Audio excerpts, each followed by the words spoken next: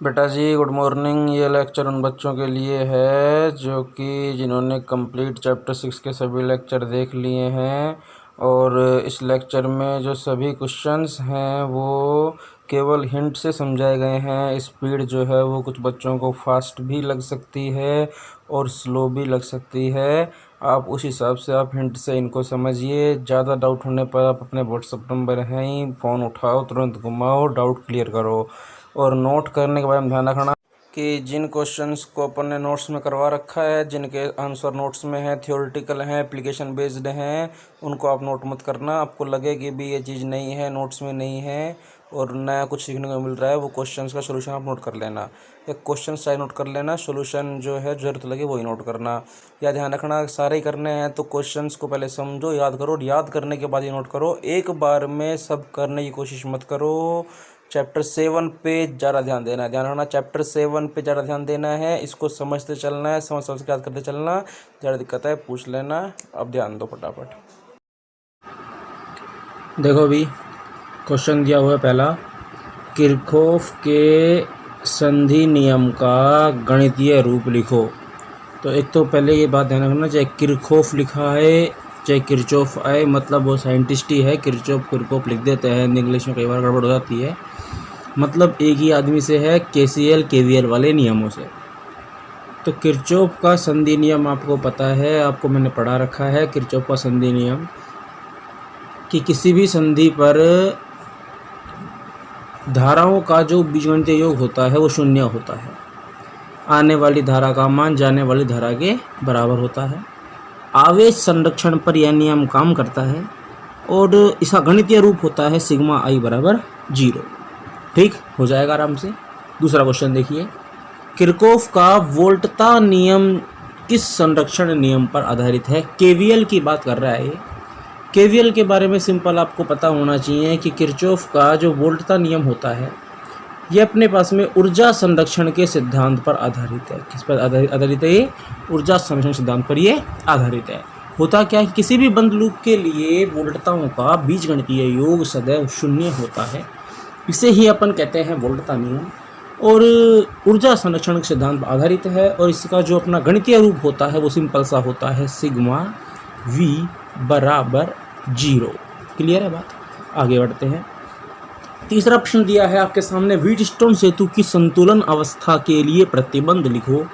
ये प्रश्न जो है ये मैंने आपको नोट्स में करवाया हुआ है और उसमें मैंने आपको जो आंसर आपको स्क्रीन पर लिखा हुआ है इससे भी प्रभावी जवाब आपको लिखवा रखा है, तो आप उसको फॉलो करें, ये मेरी एडवाइस है। और एक चीज़ और आप ध्यान रखें कि ये जो प्रश्न आपके सामने स्क्रीन पर आएंगे, जितने भी क्वेश्चंस आप इस लेक्चर में पढ़ेंगे, सब क्वेश्चंस के सॉल्यूशन आपको अपनी नोटबुक में नोट करना ये बिल्कुल भी ज़रूरी नहीं है। कोई भी बच्चा इन सॉल्यूशन को नोट करने में अपना ज़्यादा टाइम वेस्ट ना करे, वो चैप्टर 7 को कंटिन्यू रखें। चैप्टर 6 में वो क्वेश्चंस देखता चले। अधिकतर कुछ क्वेश्चंस जो हैं वो उसको नोट्स में करवाए मिलेंगे। अधिकतर कुछ क्वेश्चन जो हैं वो उसके थ्योरेटिकल होंगे, एप्लीकेशन वाले होंगे, और जो उसने नोट्स बना रखे हैं उसमें से आंसर होगा। तो उनके यहाँ क्वेश्चन को आप लिख सकते हैं लेकिन जवाब लिखने की ज़रूरत नहीं है। हाँ, जवाब अगर आप लिख रहे हैं तो आप उसको याद करके फिर बिना देखे लिखें, ताकि आपका क्वेश्चन आंसर नोट भी हो जाए और आपका कुछ बेनिफिट भी हो। हाँ, जो क्वेश्चन आपको लग रहा है कि बिल्कुल नया है, कुछ नया सिखा रहा है, उस क्वेश्चन को आप ज़रूर नोट करें। लेकिन एक बार में इन सबको करने का नोट करने का ना सोचें, ये बहुत सारे क्वेश्चन हो जाएंगे, इसलिए पहले आप केवल इनको समझें। ठीक, आगे बढ़ते हैं। प्रश्न 4 कह रहा है बेटा आपके सामने, मीटर सेतु के सिद्धांत पर आधारित होता है। बहुत ही सिंपल प्रश्न है, आप कर सकते हो। व्हीटस्टोन सेतु के सिद्धांत पर ये काम करता है। 5वां प्रश्न है बेटा, विभव मापी की विभव प्रवणता तार के ताप पर निर्भर करती है, क्यों?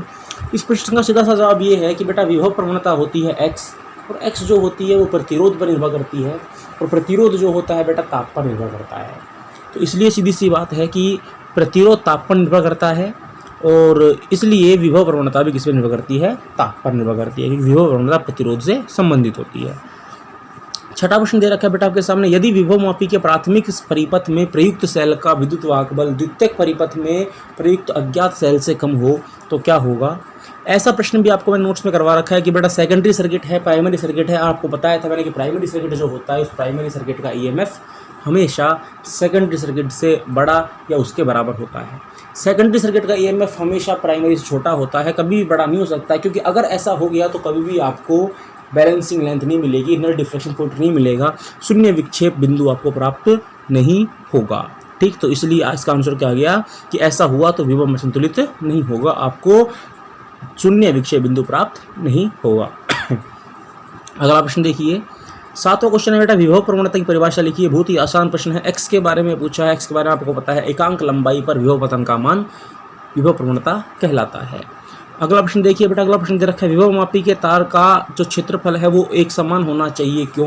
बहुत ही आसान प्रश्न है, एक समान इसलिए होना चाहिए ताकि विभव प्रवणता का मान समान रहे, और विभव प्रवणता का मान समान रहे, प्रतिरोध समान रहे, तो इससे रीडिंग भी सही आएगी, अन्यथा अपने पास रीडिंग गलत आएगी। अगला प्रश्न बेटा, विभव मापी के मानकीकरण के लिए डैनियल सेल के अतिरिक्त कौन सा सेल काम में लेते हैं? बहुत ही आसान प्रश्न है, डैनियल सेल के अलावा कैडमियम सेल काम में लिया जाता है। आपको बताया था मैंने, डैनियल सेल काम में लेते जिसका विद्युत बल होता है बेटा 1.08 वोल्ट के आसपास होता है, कैडमियम सेल का होता है कितना, 1.01 वोल्ट के आसपास। ठीक, अगला प्रश्न देखिए, विभव मापी की सुग्राह्यता कैसे बढ़ाई जा सकती है? सुग्राह्यता का मतलब ध्यान रखना, कम से कम वैल्यू को माप पाना होता है सुग्राह्यता। इसको इस तरह से भी कह सकते हैं, विभव प्रवणता का व्युत्क्रम कहलाता है सुग्राह्यता। विभव प्रवणता को कम करके हम सुग्राह्यता को बढ़ा सकते हैं, और इसका आंसर आप और डिटेल में भी लिख सकते हो, आपको नोट्स में आराम से इसके बारे में नॉलेज मिल जाएगी। प्रश्न नंबर 11 की बात करते हैं। प्रश्न नंबर 11 को जब आप ध्यान से पढ़ेंगे तो आपको सीखने को मिलेगा कि इस प्रश्न पे आपसे पूछ रहा है कि विभव मापी अधिकतम कितना विभवांतर माप सकता है। ठीक, सबसे पहले कैसे क्या करते हैं बेटा, इस प्रश्न में हम निकालते हैं विभव प्रवणता का मान निकालते हैं, कि आपको पता है सूत्र होता है सीधा सा E बराबर XL। जब आप मानकीकरण करते हैं तो अपना फॉर्मूला बनता है बेटा E नोट बराबर XL नोट। तो यहाँ से x किसके बराबर आता है बेटा, E नोट बटा L नोट। E नोट होता है मानक सेल का विद्युत वाहक बल, और L नोट होता है संतुलन लंबाई। प्रश्न में दे रखा है मानक सेल का विद्युत वाहक बल कितना है बेटा, 1.1 वोल्ट, और लंबाई कितनी है, संतुलन लंबाई 8.8 मीटर। तो 1.1 बटा 8.8 किया तो हमने को मिला विभव प्रवणता का मान 1/8 वोल्ट प्रति मीटर। मतलब बेटा 1 मीटर का लिए अपने पास वोल्टेज कितनी आएगी, 1/8। तो अपने को निकालनी है कितनी टोटल अधिकतम कितनी होगी। अधिकतम तार की लंबाई कितनी है, 10 मीटर है, तो 1 मीटर की 1/8 है, तो अधिकतम 10 मीटर के लिए कितनी हो जाएगी, हम 1/8 को किससे गुणा कर देंगे बेटा, 10 से गुणा कर देंगे, तो अपना आंसर आएगा 1/8 गुणा 10 यानी कितना, 1.25 वोल्ट। क्लियर है बात, आगे बढ़ते हैं। विभव मापी में तांबे के तार का प्रयोग क्यों नहीं किया जाता, ये भी आपको करा रखा है मैंने कि बेटा विभव मापी में जो हम तार काम में लेते हैं वो तार बना हुआ होता है मैग्नीन कॉन्स्टेंटन यूरेका का, क्योंकि उन पदार्थों के लिए अपने पास में अल्फा की वैल्यू जो होती है वो बहुत कम होती है, और तांबे को इसलिए काम में नहीं लेते क्योंकि तांबे के लिए अपने पास में अल्फा की वैल्यू क्या होती है, बहुत अधिक होती है, और इसका प्रतिरोध कम होता है क्योंकि तांबा एक चालक धातु होती है। आगे बढ़ते हैं। अगला प्रश्न दे रखा है बेटा आपके सामने, एक विभव मापी तार की विभव प्रवणता दे रखी है आपको कितनी, 0.3 वोल्ट। अंश शोधन की बात कर रहे हैं, एमीटर का अंश शोधन, और आपसे प्रश्न में पूछा जा रहा है कि एमीटर के पाठ्यांक में त्रुटि याद करो। आपको याद होगा एमीटर का अंश शोधन अपन पढ़ते थे, उसमें डेल्टा आई का मान निकालते थे, और डेल्टा आई बराबर होता था 2 धाराओं का अंतर होता था, जिसमें से एक धारा का मान तो होता था बेटा एमीटर का पाठ्यांक, और दूसरा होता था विभव मापी का पाठ्यांक। तो एमीटर का पाठ्यांक 0.28 दे रखा है आपको, तो डेल्टा आई जो निकालेंगे, डेल्टा आई बराबर होगा किसके, 0.28 माइनस करेंगे अपन किसका, विभव मापी का पाठ्यांक। और विभव मापी का पाठ्यांक किसके बराबर होता है बेटा, V बराबर XL के होता है, और यहाँ पे V बराबर IB होगा। क्यों, क्योंकि आपको पता है एमीटर अपना सिंपल नियम होता है V बराबर IR, और जब हम एमीटर का अंशोधन करते हैं तो हम उसमें 1 ओम कुंडली जो है वो काम में लेते हैं प्रतिरोध की, और जब R का मान आप 1 रखोगे तो अपना V बराबर IR रखोगे, तो V बराबर R का मान 1 रखो तो बन जाएगा बेटा V बराबर I गुणा 1 यानी V बराबर I। ठीक, तो V बराबर I यानी कि I बराबर V, और V का मान XL, X का मान दे रखा है बेटा 0.3 विभव प्रवणता, और लंबाई दे रखी है आपको 1.5। ये 1,5 नहीं है बेटा, ये 1.5 है, 1.5 मीटर, तो V का मान निकल गया। ये अपना वोल्ट विभव मापी की रीडिंग हो गई, दोनों रीडिंग को माइनस किया तो अपना आ गया अपने पास क्या, एमीटर के पाठ्यांक में त्रुटि। अगला प्रश्न देखिए, किरचॉफ के संधि नियम और लूप नियम के बारे में लिखना है। बहुत आसान प्रश्न है, संधि नियम लूप नियम पढ़ा रखा है, आप आराम से पढ़िए समझिए, कोई दिक्कत आपको नहीं आएगी। अगला प्रश्न है बेटा, मीटर सेतु में अज्ञात प्रतिरोध का मान ज्ञात करने की विधि का सूत्र पूरा पूछा है, इसने अपन ने किया हुआ है, अगर आपको याद हो तो मीटर सेतु में अपना पूरा चित्र आपको बनवा रखा है, कंस्ट्रक्शन कर रखा है, शायद इसमें आंसर भी इस तरह से निकालते थे अपन कि R/L बराबर बनता था बेटा किसके, 100 - L, तो शायद नीचे आता था और ऊपर आता था S/100 - L, और इसको जब सोल्व करते थे अपना तो S का मान निकालते, तो S का मान कितना आता था, S का मान अपना आता था कितना, 100 - L/L गुणा में R। तो ये जो सूत्र है, इस सूत्र का प्रूफ आपको करवा रखा है मैंने, वो आपको यहाँ पे करना होगा। ठीक, कर लोगे आप आराम से, कोई दिक्कत आपको नहीं आएगी। व्हीटस्टोन सेतु क्या है, संतुलन अवस्था के लिए प्रतिबिंब प्रतिबंध समझाना है आपको किरचॉफ के नियमों से। ये पूरा आपको करवा रखा है मैंने। व्हीटस्टोन सेतु में प्रतिबंध होता था बेटा P/Q बराबर R/S, और इस प्रतिबंध को निकालने के दो तरीके थे। इसमें एक तरीका सिंपल तरीका था और दूसरा तरीका था किरचॉफ के नियम से।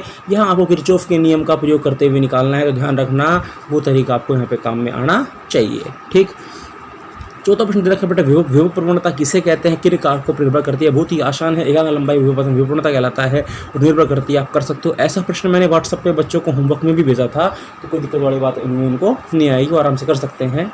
अगला प्रश्न बेटा, मानकीकरण किसे कहते हैं। शायद मैंने ये मानकीकरण वाला प्रश्न भी जो है वो होमवर्क में दिया था, तो आवश्यक चित्र पूछ रहा है बना के, तो मानकीकरण आप कर लोगे कि विभव प्रवणता का मान ज्ञात करना जो है वो कहलाता है मानकीकरण। और E0 बराबर XL0 अपन सूत्र काम में ले लेते हैं इसमें, और यहाँ पे मानक सेल, डेनियल सेल और कैडमियम सेल का प्रयोग यहाँ पे अपन करते हैं। नेक्स्ट क्वेश्चन है बेटा, विभव मापी की सुग्राहिता से आप क्या समझते हैं। सुग्राहिता की बात कर रहा है। सुग्राहिता मतलब होता है कम से कम वैल्यू को माप पाना, और इसमें एक बहुत ही नई परिभाषा आपको पढ़ने को मिल रही है कि विभव प्रवणता का व्युत्क्रम मान जो है वो सुग्राहिता कहलाता है। और विभव मापी की सुग्राहिता को हम बढ़ाना चाहते हैं तो प्रवणता का मान कम कर दो। इस पूरा पढ़ लेना बेटा, आप आराम से समझ जाओ, कोई दिक्कत वाली बात नहीं है। अगला प्रश्न दे रखा है बेटा, विभव मापी की सहायता से दो प्राथमिक सेलों के विद्युत वाहक बलों की तुलना। ये पूरा विभव मापी की एप्लीकेशन है। सो एप्लीकेशन तो मैंने कहा था पांचों की पांचों पढ़ लेना आप। इसमें ये E1/E2 बराबर L1/L2 का जो प्रूफ है वो प्रूफ आपको यहाँ पे आना चाहिए। नेक्स्ट प्रश्न दे रखा है बेटा, 1.2 वोल्ट विद्युत वाहक बल का मानक सेल विभव मापी के 2.4 मीटर तार की लंबाई पर संतुलित होता है। तो ये सारा प्रश्न आप पढ़ सकते हो। संतुलन लंबाई पूछ रहा है ये, और विभव प्रवणता का मान भी पूछ रहा है ये।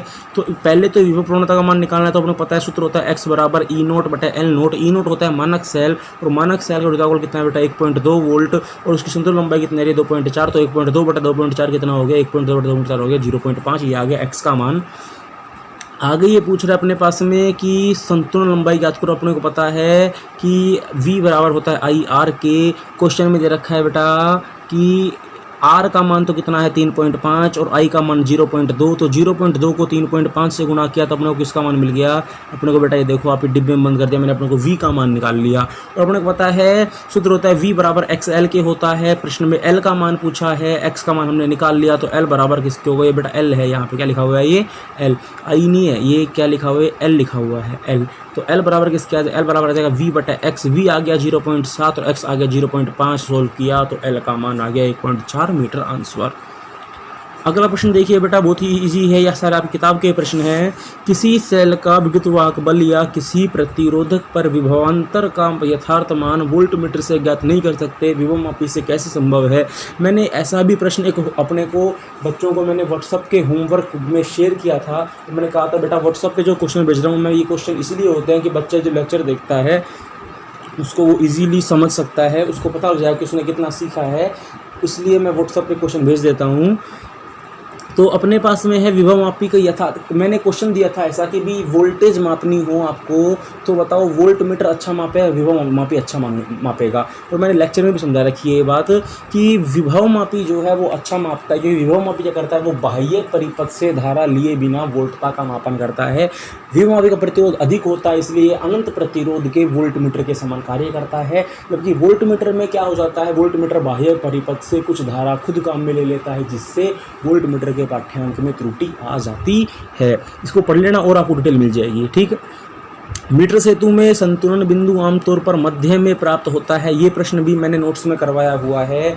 इसमें बेटा सुग्राहिता का मामला आता है, सुग्राहिता अधिक होती है, सभी प्रतिरोध सेम कोटि के होते हैं, P/Q बराबर R/S इजीली अप्लाई हो जाता है, इसलिए बीच में अपन संतुलन लंबाई प्राप्त करते हैं। अगला प्रश्न है बेटा, ज़्यादा देर तक धारा प्रवाहित क्यों नहीं करते। ये भी करवा रखा है कि ज़्यादा देर तक धारा प्रवाहित करेंगे तार गर्म हो जाएगा, टेम्परेचर बढ़ जाएगा, X का मान बदल जाएगा, रीडिंग सही से नहीं आएगी। रीडिंग सही नहीं आएगी तो इसमें लिखा हुआ है साथ में यथार्थ मान प्राप्त नहीं होगा, सब लिखा हुआ है। उसको आप बना के भी अपने हिसाब से भाषा लिख सकते हो और पढ़ सकते हो उसको।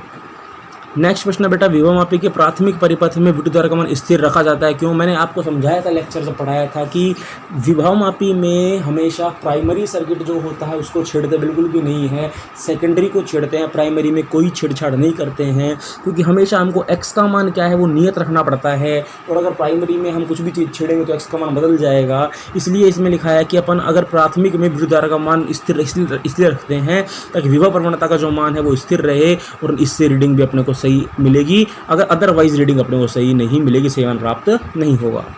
अगला प्रश्न बेटा विभव मापी के प्रयोग में ली जाने दो सावधानियां मैंने लिखवा रखी हैं, सावधानियां उसमें से कोई भी आप लिख सकते हो, यहाँ पे 2 लिखी हुई, आप इसको पढ़ सकते हो। नेक्स्ट प्रश्न बेटा विभव मापी के द्वारा वोल्ट मीटर का अंशांकन, और ये अगला प्रश्न है अल्प प्रतिरोध। ये दोनों प्रश्न जो है विभव मापी के अनुप्रयोग वाले प्रश्न हैं, इनको आप आराम से कीजिए, कोई दिक्कत आपको यहाँ पे नहीं आएगी। ठीक, अनुप्रयोग जो है वो सारे आपको आने चाहिए। मैंने लेक्चर में बता रखा है कौन से इंपॉर्टेंट है कौन से इंपॉर्टेंट नहीं है, पढ़ने सारे हैं लेकिन जो इंपॉर्टेंट है उनकी प्रैक्टिस आपको अच्छी होनी चाहिए। नेक्स्ट क्वेश्चन जो आपको दे रखा है वो दे रखा है बेटा कि ए और बी बिंदु के मध्य, थोड़ा टाइपिंग मिस्टेक है, थोड़ा ढंग से समझ लेना। ए और बी बिंदु के मध्य तुल्य प्रतिरोध याद करो। आपको ये चित्र मैंने नोट्स में बनवा रखा है, नोट्स में मैंने हर तरह क्वेश्चन करा रखे हैं आपको, जिसमें इसका हम चित्र को इस तरह चेंज कर लेते हैं व्हीटस्टोन सेतु की तरह, और इस चीज़ का कोई रोल नहीं होता क्योंकि इसमें संतुलन अवस्था है और इस चित्र में ये हट जाता है और बाद में सोल्व करते हैं इसको, आराम से आपका आंसर अपने को मिल जाएगा। ठीक, इस तरह आर आंसर आएगा। ये प्रश्न मैंने करा रखा है आपको एक अलग तरीके से भी, जिसमें हम क्या करते हैं इसकी जगह पे संधारित्र जोड़ देते हैं, वो मैंने चैप्टर क्लास में भी क्वेश्चन करवाया था। इंपॉर्टेंट क्वेश्चन अच्छी तरह आना चाहिए, अभी मैं केवल हिंट दे दिया है मैंने। ठीक, इस तरह से आपको याद रखना है, समझने के लिए लेक्चर आपको दिखा रखा है, उसमें आप समझ लेना आराम से। और ये जो प्रश्न है अगला मीटर सेतु का, ऐसा क्वेश्चन भी करवा रखा है, आप आराम से कर सकते हो। कि इस क्वेश्चन में कह रहा है संतुलन की अवस्था दर्शाई गई है, x का मान निकालो, धारा का मान निकालो। कैसे करेंगे ध्यान समझना। x का मान कैसे निकालते हैं अपन, सिंपल सा है, ऊपर वाला बटा नीचे वाला, ऊपर वाला बटा नीचे वाला बराबर ऊपर वाला बटा नीचे वाला सिस्टम लगा देंगे। सीधा सा आएगा अपना बेटा x बटे में 40, x बटे में कितना आएगा 40, किसके बराबर आ जाएगा x बटा 40, 3 बटे में 60 के। सोल्व करेंगे तो बेटा ये हो गया 3 दूनी तो 60 हो गया, और 0 से 0 कट गया और 2 दूनी 4, तो x का मान तो आएगा 2 ओम। कर भी रखा है सोल्व, आप ध्यान से देख लेना, x का मान कितना आ जाएगा 2 ओम आ जाएगा। एक ये प्रश्न में कह रहा है बेटा तुल्य प्रतिरोध भी ज्ञात करो, नहीं तुल्य प्रतिरोध कह रहा है धारा का मान ज्ञात करो। धारा कैसे निकालेंगे हम बेटा, ओम का नियम लगाएंगे। ओम का नियम होता है यहाँ पे V बराबर आई आर, और प्रश्न में आपको वोल्टता दे रखी है, कितनी वोल्टेज दे रखी है आपको, कितनी 6 वोल्ट दे रखी है। आई का मान पूछा है, आर आपको निकालना पड़ेगा। आर कैसे निकालोगे बेटा, आर ऐसे निकालोगे कि आपको एक प्रतिरोध ये तो हो गया 2 ओम का, ये हो गया 3 ओम का, ये और ये आपको देखने पड़ेंगे कितने कितने ओम के होंगे। इसमें क्वेश्चन में दे रखा है कि तार है 1 ओम प्रति सेंटीमीटर, मतलब 1 सेंटीमीटर का प्रतिरोध जो है वो 1 ओम है, तो बेटा 40 सेंटीमीटर का इतने, ये तो हो जाएगा 40 ओम, और ये हो जाएगा बेटा 60 ओम, क्योंकि 1 का 1 ओम तो 40 का 40 ओम, 60 का 60 ओम। फिर देखो ऊपर वाले हैं अपने पास में 2 और 3, वो हो जाएंगे श्रेणी क्रम में, इनका आएगा 5, नीचे 40 और 60 हो जाएंगे समांतर क्रम में आएगा 100, और 5 और 100 हो जाएंगे समांतर क्रम में, इनका अपन करते हैं गुणा बटे जोड़। तो 5 और 100 गुणा बटे जोड़ करेंगे तो आ जाएगा अपना बेटा 100 गुणा 5 बटे 100 प्लस 5, आंसर इजीली आपके सामने आई का मान निकल जाएगा। ठीक, आप पढ़ के देख सकते हो, आपको दिखा देता हूँ, स्क्रीन को ध्यान से देखते जाओ, आपको सोल्यूशन है, आप आराम से कर लोगे। हिंट मैंने दे दी है, मैं हिंट ही दे रहा हूँ बेटा, अभी दिमाग तो आपको उसी को लगाना है। ठीक, फिर भी कोई क्वेश्चन ज़्यादा दिक्कत आएगी तो अपन देख लेंगे बाद में। नेक्स्ट प्रश्न है बेटा व्हीटस्टोन सेतु की 4 भुजाओं के प्रतिरोध चित्रानुसार दर्शाए गए हैं।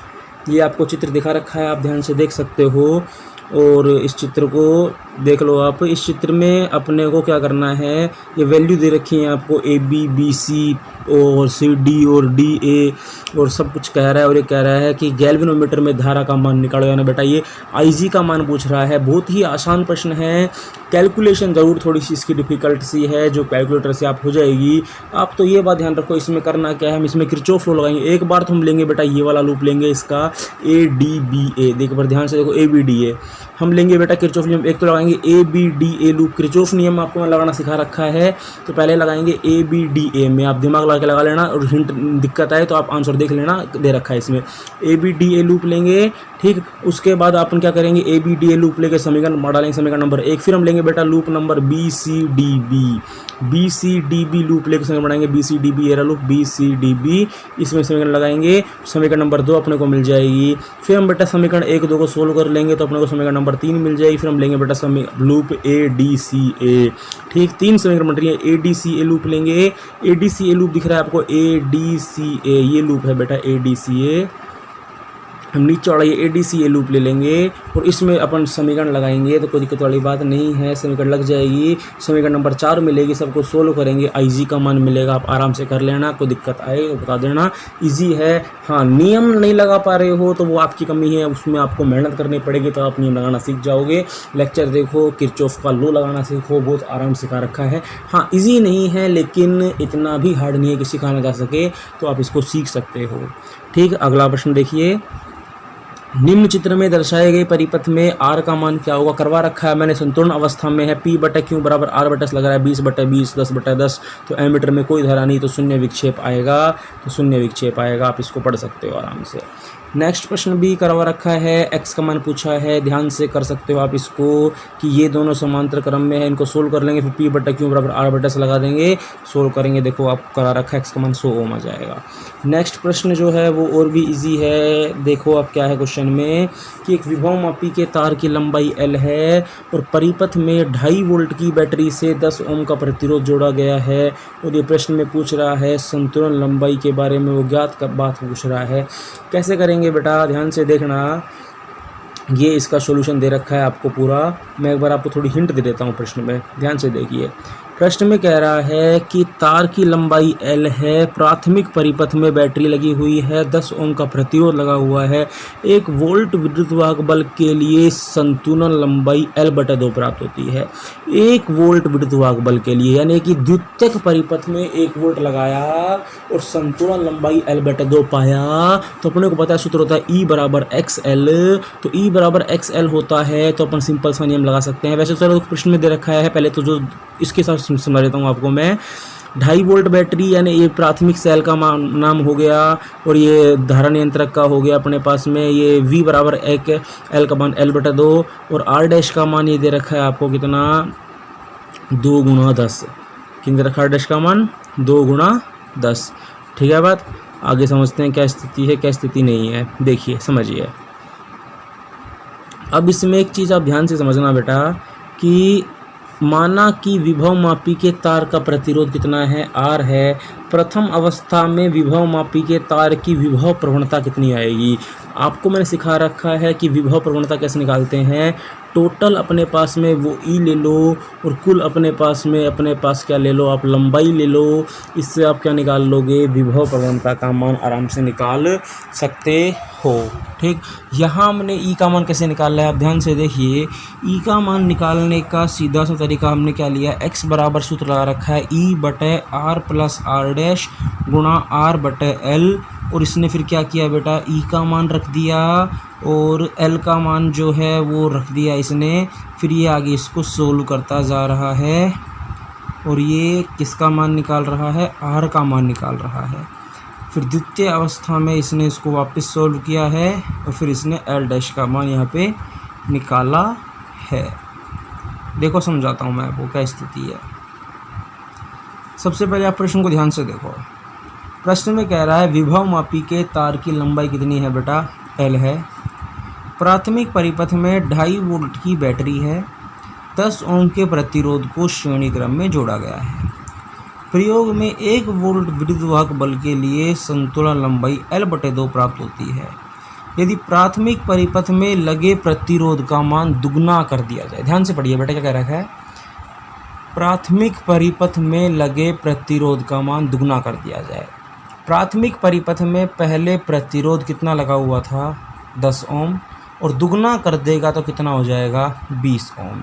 यानी ये कह रहा है पहले प्रतिरोध 10 ओम था, R का मान, किसका मान, R का मान, और बाद में दुगना कर दिया 10 का डबल, तो कितना हो गया, 20 ओम हो गया। फिर ये कह रहा है पहले 1 वोल्ट के लिए संतुलन लंबाई मिलती थी L/2, और बाद में कितनी मिलेगी। यानी एक बात आप ध्यान से समझना, इस क्वेश्चन में स्थिति क्या है। इस क्वेश्चन में स्थिति ये है बेटा, इस क्वेश्चन में जो छेड़छाड़ की गई है ना, वो छेड़छाड़ की गई है प्राथमिक परिपथ में।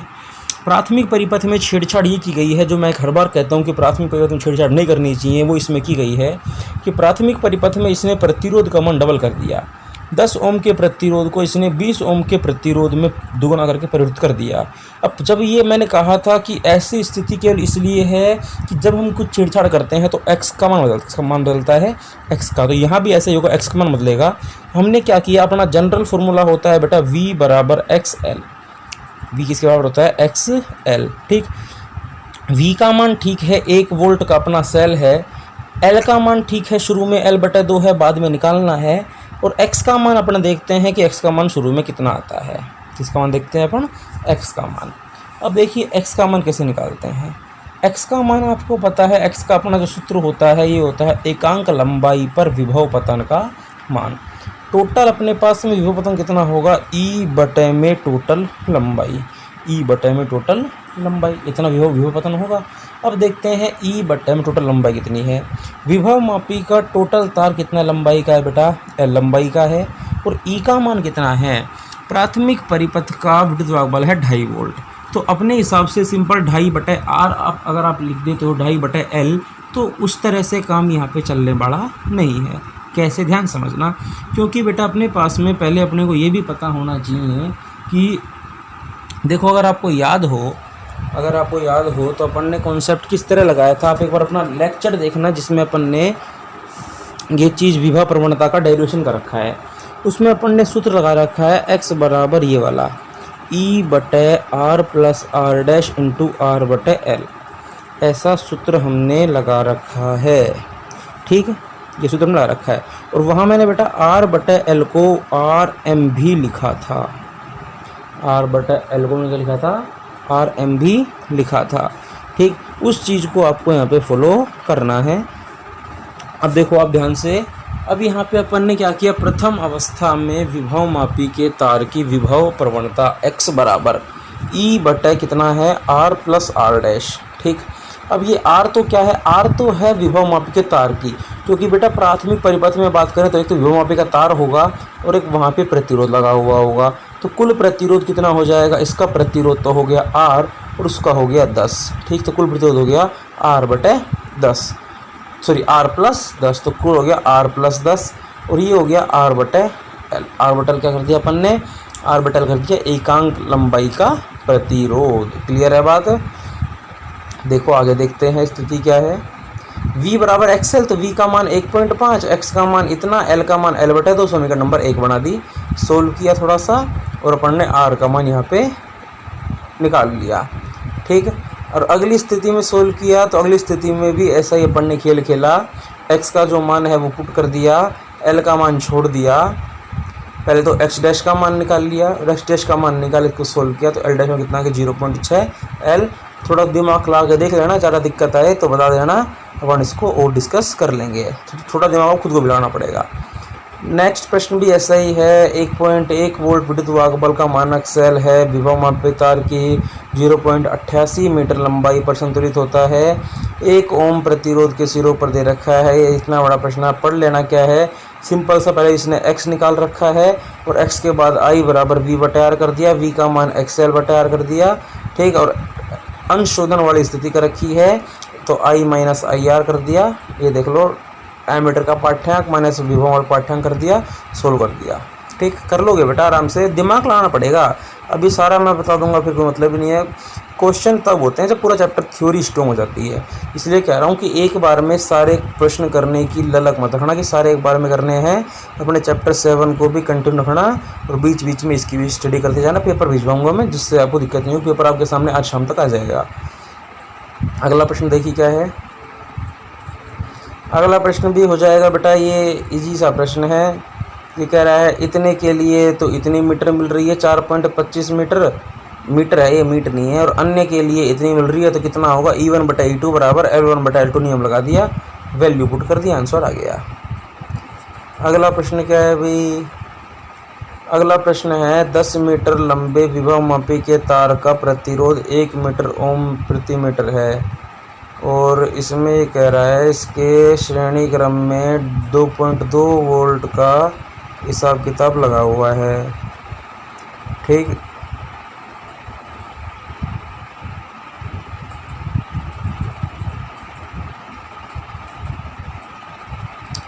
कहाँ गया प्रश्न, कौन सा प्रश्न था, ये वाला था, यही है बेटा, देख लो आप। तो ये आपको मैं छोड़ रहा हूँ, अभी आपको दिखा देता हूँ, आप देख लेना। सोल्व मैं नहीं कर रहा, आप खुद कर लेना ये। ठीक, सोल्यूशन आपको दिखा के छोड़ देता हूँ। इसी तरह ये रहा। ठीक, इसमें आपको मैं हिंट दे देता हूँ कि अगर दो सेल जो हैं वो सीधे एक साथ लगे हुए हैं ऐसे, तो ये होता है E1 E2, तो इनका टोटल आता है अपने पास में E1 प्लस E2। कितना टोटल इनका टोटल आता है प्लस E1 प्लस E2। और अगर दो सेल अपने पास में इस तरह जुड़े हुए हैं, एक ये है E1 और दूसरा ये है E2, मतलब ध्रुवता बदल गई। ध्रुवता क्या गई, बदल गई, ध्रुवता बदल दी जाती है। तो इसमें क्या लिखा है ना, उल्टा कर दिया जाए तो वो माइनस हो जाता है, E1 माइनस E2, प्लस हो जाता है माइनस, जिसकी ध्रुवता बदली वो माइनस हो जाएगा। ठीक, समझाऊँ डिटेल में? चलो समझ लो, देखो ध्यान दो, समझा देता हूँ क्या स्थिति है। क्वेश्चन में कह रहा है विभव मापी प्रयोग में E1 व E2 विद्युत वाहक बल के दो सेलों को श्रेणी क्रम में जोड़ने पर संतुलन लंबाई 60 सेंटीमीटर प्राप्त होती है। ठीक, ये कह रहा है दो सेल हैं E1 E2, इन दोनों को श्रेणी क्रम में जोड़ा और संतुलन लंबाई कितनी मिली, 60 सेंटीमीटर। ध्यान समझना स्थिति क्या है। अपने पास ऐसी स्थिति होती थी कि ये AB अपने पास में है, ठीक, और ये यहाँ पे ऐसे लगता था ऊपर, और यहाँ कुंजी लगती थी, और ये धार नियंत्रक लगता था। नीचे अपन क्या करते थे, सेल लगाते थे। ठीक, ये स्थिति होती थी। अब ये क्या है, नीचे यहाँ पे अपन ने दो सेल लगाए हैं। कितने सेल लगाए हैं, दो सेल, इस तरह श्रेणी क्रम में, और दो सेल लगाए हैं। उनके कितने हैं, E1 और E2। इस जगह कितने सेल लग रहे हैं, दो सेल लग रहे हैं, E1 E2, यानी स्थिति इस तरह से। ध्यान समझना, क्वेश्चन को पढ़ लिया होगा आपने, अरे क्वेश्चन पढ़ लिया ना। ये कह रहा है E1 E2 के श्रेणी क्रम संयोजन के लिए संतुलन लंबाई मिल रही है 60 सेंटीमीटर। ठीक, तो स्थिति क्या है, ये AB तार, ऊपर का हिस्सा तो वही रहता है सबका, और इस वरी क्या बना दिया मैंने, ये ओ ये देखो ऐसी स्थिति है। नीचे का मामला जो है, इसने दो सेल जोड़ रखे हैं यहाँ पे, और गैल्वेनोमीटर और जोकी, तो दो सेल जोड़ रखे हैं श्रेणी क्रम में। तो इनका श्रेणी क्रम कितना होता है सेलों का, E1 प्लस E2। कितना होगा, E1 प्लस E2। ठीक है बात, E1 प्लस E2 हो जाएगा। तो E1 प्लस E2 यानी E1 प्लस E2 के लिए लंबाई मिल रही है L1। तो अपनी समीकरण बन जाएगी E बराबर XL होता है ना समीकरण, E बराबर XL। तो E की जगह तो आएगा E1 प्लस E2 बराबर X का X और L का आएगा 60। तो E1 प्लस E2 बराबर 60 सेंटीमीटर, मीटर बदल दिया 0.60। अरे समझ में आ रही है बात। E बराबर XL होता है ना, तो पहले से समीकरण ये बनेगी अपने E1 प्लस E2 बराबर X और L का कितना आ जाएगा 0.60। और चाहे आप चाहो तो 60 लिख लो, ये लो, खुश रहो ना, तुम नाराज क्यों हो रहे हो। समीकरण नंबर 1। दूसरी बार ये कह रहा है कि सेलों की टर्मिनलों को उल्टा कर दिया। टर्मिनल को उल्टा कर दिया, मैं क्या कह रहा हूँ, टर्मिनल उल्टा कर दें, प्लस का माइनस बन जाता है, प्लस का क्या बन जाता है, माइनस। तो एक समीकरण बनेगी E1 माइनस E2 बराबर बनेगा किसके, X का X, और लंबाई हो गई 20, तो 20 कर दिया। उस दोनों समीकरण को भाग दे देंगे तो X से X कट जाएगा। तो अपने लोग E1 प्लस E2 बटे E1 माइनस E2 बराबर 60 बटे 20। देख लो भाई, E1 प्लस E2 बटे E1 माइनस E2 बराबर 60 बटे 20। और इनको सोल्व करके अपन ने क्या किया बेटा, E1 और E2 का अनुपात निकाल लिया, कितना, 2:1। अब तो दे दी हिंट मैंने, अब तो कर लोगे आराम से, अब तो हो जाना चाहिए। अभी हिंट दे दी मैंने कि शुरू में श्रेणी क्रम में थे, तो E1 प्लस E2 बराबर बनेगा XL, और X से X कट गया तो E1 प्लस E2 बराबर XL हो जाएगा। तो L का मान 60 है, और ये हो गया 0.2। ठीक है, मीटर में है वो, अपन सेंटीमीटर लिख रखा है। और फिर E1 बटे E2 का अनुपात देंगे, सोल्व करेंगे, इसको वजूना कर देंगे, सोल्व करेंगे तो E1 बटे E2 2/1 आ जाएगा। ठीक, एक आपको ये भी समझा देता हूँ, चलो मैं ये क्या है देखो, इसमें सुना देता हूँ। ये कह रहा है 10 मीटर लंबे विभव मापी के तार का प्रतिरोध 1 ओम प्रति मीटर है। मतलब ये कह रहा है कि 1 मीटर का प्रतिरोध कितना है, 1 ओम। 1 ओम प्रति मीटर मतलब होता है 1 मीटर का 1 ओम है। इसके श्रेणी क्रम में 2.2 वोल्ट और नगण्य आंतरिक प्रतिरोध का संचालक सेल प्रतिरोध जोड़ा रखा है, और विभव मापी के तार पर 2.2 मिली वोल्ट। मिली जो होता है, मिली का मतलब होता है अभी 10 की घात -3। मिली का मतलब क्या होता है, 10 की घात -3 प्रति मीटर विभव प्रवणता का प्राप्त करने के लिए इसने कह रहा है x का मान दे दिया 2.2 मिली वोल्ट प्रति मीटर। किसका मान दे दिया आपको इसने, x का मान दे दिया। x का मान हो गया 2.2 मिली वोल्ट, मतलब 2.2 गुणा 10 की घात -3। ये जो किसका मान बेटे, x का मान है। तो x बराबर किसके होता है, E बटे L। E कितना होता है, IR बटे L। तो आई आर बटे एल। तो आई आर बटे एल बराबर कितना हो गया? अब देखो आई आर बटे एल, आई कितना है? आई है, इसने दे रखा है अपने को, धारा दे रखी है क्या है, धारा निकाल रखी है अपने, निकाल रखी धारा। देखो धारा बराबर हो किसकी होती है? अपना होता है वी बराबर होता है आई आर। तो आई बराबर होता है वोल्टता बटे टोटल प्रतिरोध। अब वोल्टता तो कितनी हुई? वोल्टता तो गई 2.2, वोल्टता हुई 2.2, ये वाली 2.2 है, ठीक है ना, 2.2, ठीक। और प्रतिरोध होता है टोटल प्रतिरोध, टोटल प्रतिरोध हो जाएगा अपना श्रेणी क्रम में 110 मीटर का, तो 1 मीटर प्रति मीटर मतलब 1 मीटर का 1 ओम, तो 10 मीटर 10 ओम, तो 10 ओम तो इसका हो गया। और प्लस दूसरा हो गया मान लो आर डैश, दूसरा कितना मान लिया? Are dash. आर डैश का माने पूछ रहा है, दूसरा मान लो आर डैश। अब सोल्व कर दिया अपन ने इसको, क्या कर दिया इसको अपन ने? सोल्व। आई का मान आ गया 2.2 बटे इतना इतना इतना, तो 2.2 बटे इतना तो लिख दिया। आर का मान 10 था, एल का मान 10 है, बराबर इतना कर दिया एक्स के, और सोल्व कर दिया। इसमें भी इंट दे दी मैंने भी, कर लोगे अब तो इंट ही दे सकते हैं, और तो क्या है, अभी तो ज़्यादा डिटेल का मतलब नहीं है, ये तो इजी था बस, बहुत है बहुत है बहुत है। इतना करके देखो, फिर बताता हूँ आगे प्रश्न। देखो नेक्स्ट देख लो भी, नेक्स्ट प्रश्न दे रखा है, किरचॉफ के नियम का उपयोग करते हुए व्हीटस्टोन सेतु के लिए आवश्यक प्रतिबंध प्राप्त कीजिए। पहले ही आया क्वेश्चन कर लोगे आराम से, नोट्स में कराया हुआ है, पढ़ लेना भी, देखो करा रखा है पूरा, नोट्स में करा रखा है, इसमें से पढ़ो, इसमें से पढ़ लेना, नोट्स में भी आपको मैंने करवा रखा है, कोई दिक्कत वाली बात इसमें आपको नहीं होनी चाहिए। पी बटा क्यू बराबर आर बटा से यहाँ पे प्रूफ करना होता है, ठीक। नेक्स्ट क्वेश्चन देखिए, नेक्स्ट क्वेश्चन है बेटा, विभव मापे का सिद्धांत लिखिए, अल्प प्रतिरोध का ज्ञात करने का परिपथ चित्र बनाइए। सिद्धांत भी पढ़ा रखा है और एप्लीकेशन है अल्प प्रतिरोध वाली, तो ये भी आप कर लेना। चित्र भी तो बना रखा है, कंप्लीट देख लो, इस तरह से हो जाएगी कंप्लीट।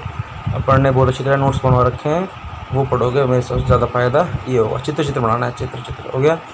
अगला प्रश्न है, एक सेल का आंतरिक प्रतिरोध ज्ञात करने के लिए जब विभव सेल 2 ओम का प्रतिरोध द्वारा प्रभावित करते हैं तो इतनी मिलती है संतुलन लंबाई, इतने से करते इतनी मिलती है आंतरिक प्रतिरोध ज्ञात करो।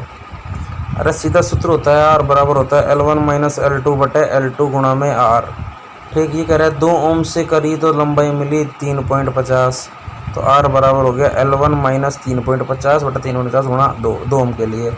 4 ओम के लिए करी तो 4.2 मिली, दोनों को सोल्व किया तो L1 का मान अपना आ गया, L1 का मान यहाँ रख दिया तो आर का मान आ गया, ठीक। पढ़ के देख लेना, दिक्कत नहीं आएगी, हो जाएगा। हाँ इंपॉर्टेंट क्वेश्चन है भी, इम्पोर्टेंट क्वेश्चन है, लगना आता रहता है, वैसे भी सारे इंपॉर्टेंट ही क्वेश्चन भी करा रहे हैं अपन, तो क्या है। किसी मीटर सेतु में जब प्रतिरोधक S बराबर 3.7 ओम हो तो इतना एक खेल है, और आर का मान ये है। मीटर सेतु का प्रश्न है, सीधा सा फॉर्मूला के आंसर आ रहा है, दिक्कत वाली बात नहीं है। ये चीज़ तो पढ़ लेना ध्यान से भी, कोपर प्रति काम में क्यों आती है उसकी बात है, करवा रखे है नोट डलवा के मैंने। किरचॉफ का पहला नियम लिखिए, घनीय जाल, बहुत इंपॉर्टेंट प्रश्न है, करवा रखा है, ध्यान से देख लेना, ये लो देख लो, पढ़ लेना।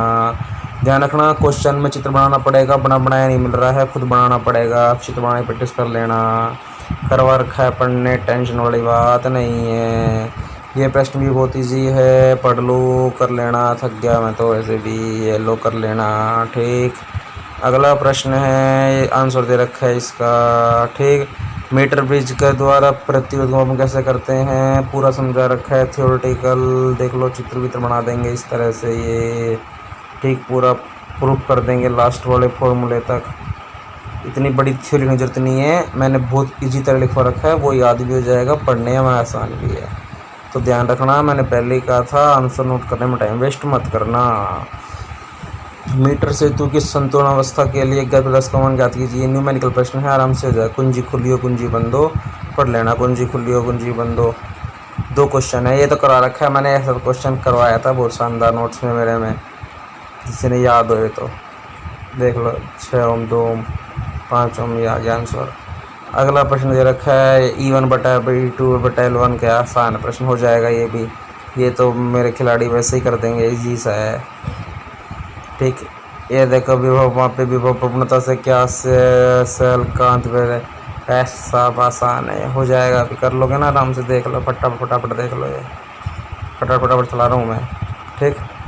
अगला प्रश्न ये रहा भाई, ये लो, थोड़ा इसको छोटा कर देता हूँ, ये भी शायद E1 बटा E2 और L2 बटा L1, हाँ उसी पर है, हो जाएगा आराम से, किरकोप का संधि नियम तो करा ही दिया मैंने यहाँ तक। तो यहाँ पे आके मामला ख़त्म हो गया, कर लेना ठीक।